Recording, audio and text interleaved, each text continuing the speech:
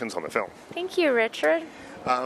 You know, I was just talking to Paul about this. I want to talk about sort of the nuts and bolts of how this project came together. Yeah. But it's interesting to me, the idea of working with the person that you're also living with. And he said going to work was easy. And while you're at work, you know, you were both so serious about what you do. The work, he said the drive home weren't always so easy. Tell me just a little bit about how you dealt with the idea of spending that much time in a very intense situation. The movie was shot in 30 days. You have a lot riding on this. You wrote it, you're a producer, you're starring in it. It must have been head spinning. Yeah, it was. You know, I actually think the pre-production time was harder in some way. We were both, I always say, like, we were both sort of pushing the rock up the hill together. You know, it's really hard to get an independent film made these days, and especially like at this budget, which is a kind of not micro budget, but small size budget. You know, I think we were doing a lot of, you know, collaborative effort long before the movie started shooting. And we're actually sort of used to not spending that much time together and missing each other a lot and finding ways to squeeze in some time together. So to have that concentrated period of time where all of our energy was going into the same thing all the time, and that same thing wasn't the relationship, I think that was more difficult than I had anticipated. But on the other hand, like, I think that Paul's work ethic and the way that he thinks about his work, and those are the things that really I find really attractive about him. So I was also interfacing with the person I love at a level that I really enjoy, you know, working with him on. So maybe it deepened things. I think it definitely did. I keep saying it was like, it's sort of like having a baby. Like, I was gonna make that analogy, and I thought, I don't know, but this is kind of like the first baby. Right? It is. It's a little. I keep saying, like, we have a baby. Her name is Ruby Sparks. You know, like, it's like, I think it's not unlike that, in that you're doing something incredibly stressful. You're not sleeping. You know, the thing matters so much to you, and you love it, but, you know, your relationship is like suffering a little bit for it. You know, you're not having as much sex as you used to. Well, and soon you'll send it off into the world, and it'll have a life of its own, and there's nothing you can do. Really. We're sending it to kindergarten or college or whatever. Yeah. I love the tone of this movie. Going in, I read a little bit about it, not that much, because I like seeing things as fresh as possible. But, you know, I think, is it Harvey, but a rom-com? Is it, you know, what? And I was confounded in each of the things that I thought about the movie, every corner of this movie, because it's not really, it's a fantasy, but it's not a fantasy really to me. It's a really well-tailored look at how men and women sometimes interact with one another, and that I thought was the big surprise to me, because this could have gone and become a different movie very easily.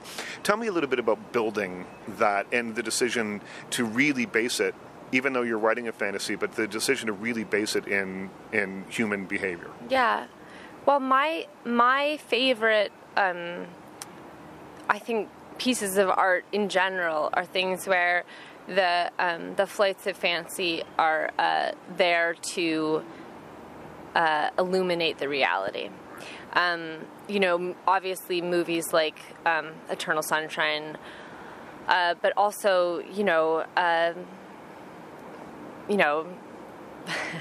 the magic realist books like Marquez. You know, like, I find those metaphors to be enlightening sometimes in a way that just like a bald-faced truth is not. I think it's sometimes easier to look at yourself if you're given a little bit more room, or you're given a kind of imaginative entryway. Exactly.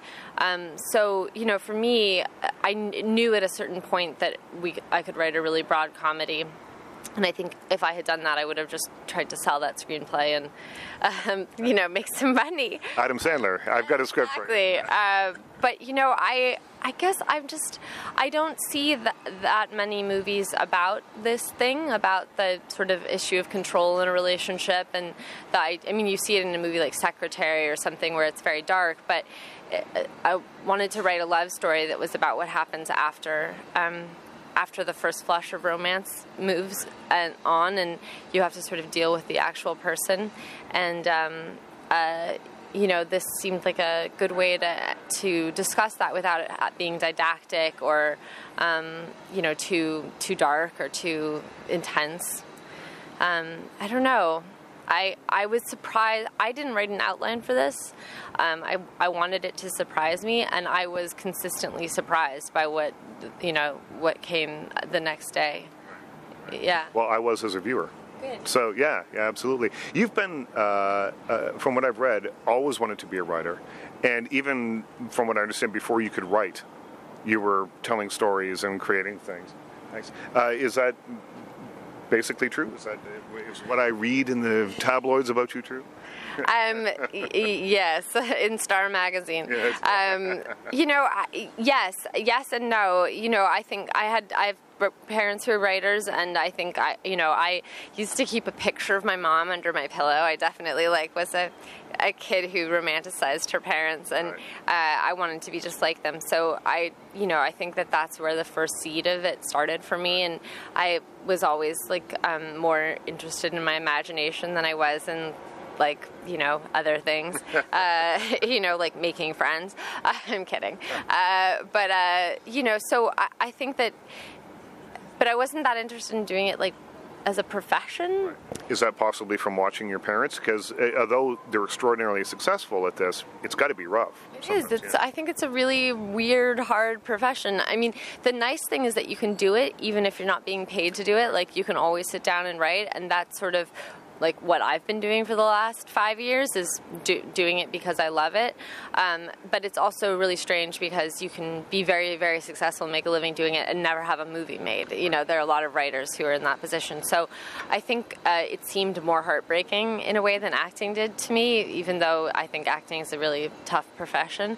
And I'm also a really physical person, so watching people sit at their computer all day, I was I don't want to do that. So I keep trying to strike that balance, I guess, for myself. Interesting to, you find it uncomfortable in a way to watch people sitting at a typewriter writing, and then you write a movie about a guy that sits at a typewriter and writes all day. It's true. One of the things I love about John and Val is they were we need to find a way to put some movement into this movie. I think that I actually love the sequences in the movie when Calvin's writing. The music's really compelling, and they did a beautiful job with the editing, but really, there's nothing less cinematic than someone sitting at their typewriter, so I'm glad they found a way to make that compelling. Absolutely. Zoe, that's our time. Thank you. Thank you so much.